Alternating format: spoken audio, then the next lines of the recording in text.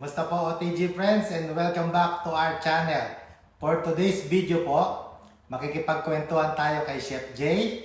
Isa po siyang Pinoy chef from Dubai, United Arab Emirates.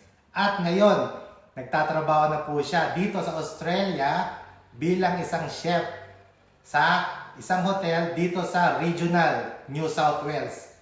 And if you're interested, please keep on watching. Sa mga bago lang po na napadaan sa ating YouTube channel, please subscribe, follow, like, and share, and kindly hit the notification bell so that you will be updated with our upcoming videos. Habang nagkukwentuhan po tayo, tanungin muna natin si Chef Jay.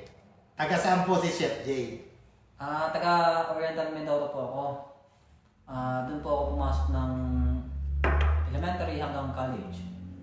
Tapos, nag-Manila na po ako para magtrabaho for 3 years.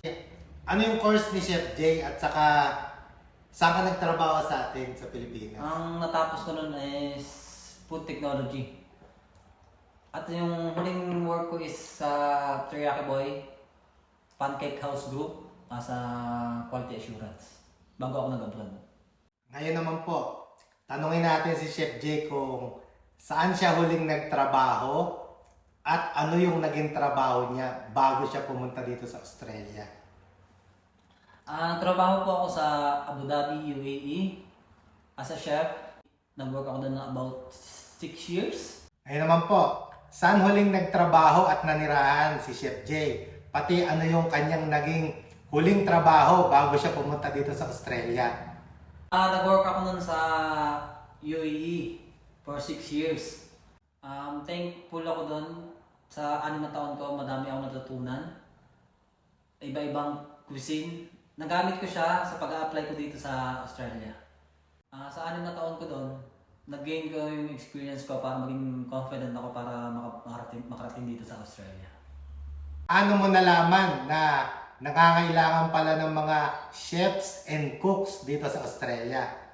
Sa matagal naming pagkatrabaho sa UAE ng asawa ko, nangarap din kaming makapag-migrate o makapagtrabaho sa Canada, sa Australia. Gusto din namin maging citizen or maging permanent resident sa Canada or Australia. Nag-try din kami mag-apply sa online job portal. Nag-research kami sa mga agency. Sinubukan din naman namin mag-apply sa mga agency. Nagtanong kami ng mga requirements, papuntang Canada, US, or Australia. Nag-message lang sa akin yung dati kong kasamahan sa trabaho na nangangailangan sila ng chef and cook sa Australia. Then, nag-conduct ng interview yung head chef. Thankful naman ako, nakapasa ako. After naman ng Skype interview, nakapasa na nga ako. So, napag-usapan namin na willing naman silang mag-sponsor sa akin papunta dito sa Australia. Ayun na nga po. Natapos na yung initial interview. Kasama na dito yung face-to-face na Skype interview nila. And then, nagkasundo na sila na ang employer natin sa Australia ay willing sponsoran si Chef Jay mula sa Dubai papunta ng Australia. Ayun, dito na po papasok. After ng agreement nila, ire-refer na ngayon si Chef Jay sa isang registered migration agent. At sila na po ang magpoproseso ng kanyang visa at mga other credentials papunta ng Australia. Stage po na to. Ang registered migration agent po ang mag-a-advise kung ano ang nararapat na visa na inyong a-applyan. Sila lang po ang pwedeng mag-advise legally. Stage po na to, bale ang principal applicant po, tayo po ang magso-shoulder ng ating visa application fee or visa cost. Pati po ng ating dependent kung sakasaling isasama na natin sila.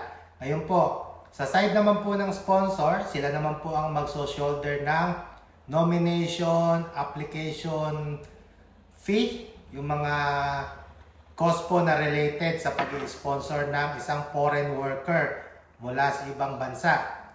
Ngayon po, ito po ay nagvavary i-advise po kayo ng isang registered migration agent. Usapang gastos naman po, ipon, loans, at saka source of funds. Lagi ko nga pong sinasabi kahit doon sa ating mga previous video, kapag po kayo ay nag-apply mag-migrate, huwag po muna kayo magre-resign. Keep nyo po muna yung trabaho ninyo para habang kayo ay nagre-requirements, meron kayong pinagkukuhanan ng pondo habang kayo ay nag-aayos ng mga requirements. Tanungin natin si Chef J kung applicable ba sa kanya to. Saan yung mga source of funds niya? Nag-loan ka ba? Ano yung mga pinaghugutan mo nung nag-a-apply ka ng requirements?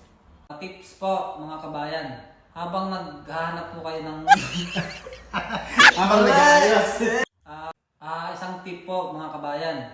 Tips po mga kabayan, habang nag-aayos po kayo ng mga requirements, huwag muna po kayong mag-resign sa trabaho kasi dapat po tuloy-tuloy yung trabaho nyo para may tuloy-tuloy din yung income nyo para sa pagbabayad ng mga requirements katulad ng IELTS, skill assessment, yung sa train ticket nyo. O, di ba? Yung pagkuha ng police checks, skill assessment, English exam, pati yung medical exam. Lahat ito ginawa mo sa UAE. Yun. O, habang employed pa siya as a chef doon, inaayos na po ni Chef J yung kanyang mga requirements. At hindi na putol yung kanyang employment, pero inaayos na niya yung kanyang mga requirements papunta rito. Apply po sa Australia ay case-to-case basis. Merong inaabot ng ilang buwan, merong inaabot lang ng ilang linggo. Tanungin po natin si Chef J, gaano katagal yung naging proseso mo nung ikaw ang nag-a-apply? Yung sa application ko naman, umabot siya ng 11 months bago ako nakarating dito sa Australia. Simula yun nung interview ako, nagpasa ako ng requirements, IELTS, skill assessment. Ang pinakamatagal na proseso is yung skill assessment. Aabot siya ng mga 5 to 7 months. Ayun nga po, after 11 months na paghihintay at excitement, ang sumunod naman po na step ay yung naghanda na siya na magpunta, mag-migrate or lumipat sa Australia. Ngayon po, tanungin naman po natin si Chef J. Kasi sabi ko nga, mga Pilipino tayo, maabilidad tayo eh. Nagre-research po tayo or kayo, mag-research po kayo kung saan kayo pupunta. Ang Australia po ay napakalaking kontinente, napakalaking bansa. Ngayon po, pag nalaman ninyo kung anong pangalan ng hotel na inyong pupuntahan, ano yung address, location, katulad po ng ikukwento ni Brad, ni-research niya yung kanyang pupuntahan para hindi ka maligaw. Lumabas na yung visa ko. Nung lumabas na yung visa ko, nagpabook na agad ako ng ticket. Niresearch ko yung lugar na pupuntahan ko. Kung saan bang train ng sasakyan ko, kung bus, Mula sa airport, mula sa no? airport. Pagdating ko sa airport, bumili na agad akong SIM card ng Opal card para sa train. Chinek ko sa mapa kung paano ako makarating dito sa location ko ngayon. Ayun. Ayun po, di ba? Kadarating lang ni Chef J sa Australia.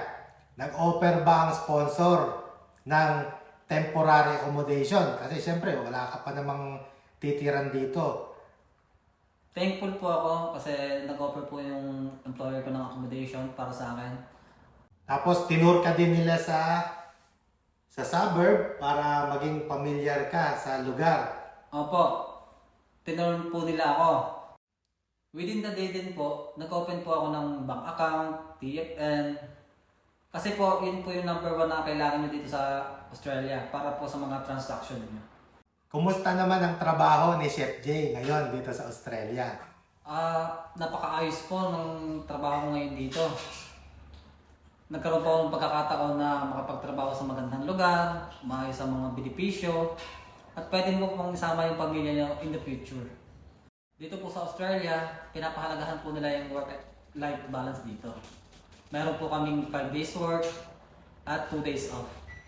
At maidagdag ko nga po pala na Dito po sa Australia, kung kayo ay nagtatrabaho ng full-time, annual po ang sahod. Kumbaga ang computan po kasi is by year. And then i-divide nyo po ng 52 weeks.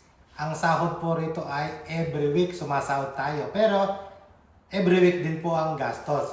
Bale ngayon nga po, makikita nyo, bago ang ating ambience, nakalipat na po sila sa kanilang rental accommodation. Mula po doon sa venue na pinatira sila sa hotel, nakalipat na po sila ngayon sa isang rental house. And sa mga susunod po na video, antabayanan po natin ang progress.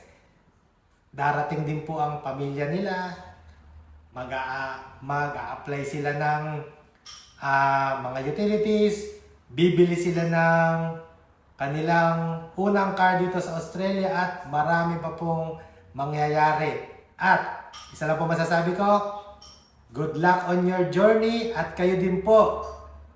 Simulan nyo na po ang inyong pag-apply. Sana po mag-guide kayo ng ating mga videos. And kung nagustuhan nyo po ang video natin ngayong araw na ito, paki-subscribe, follow, like, and share. And kindly hit the notification bell so that you will be updated with our upcoming videos. Pwede rin po kayong mag-comment at kung sakasakali po na alam natin ang sagot, susubukan po nating sagutin para po kayo matulungan kung sa inyong pag-migrate, pag-apply ng trabaho dito sa Australia. Kita-kita po and God bless. Ayos.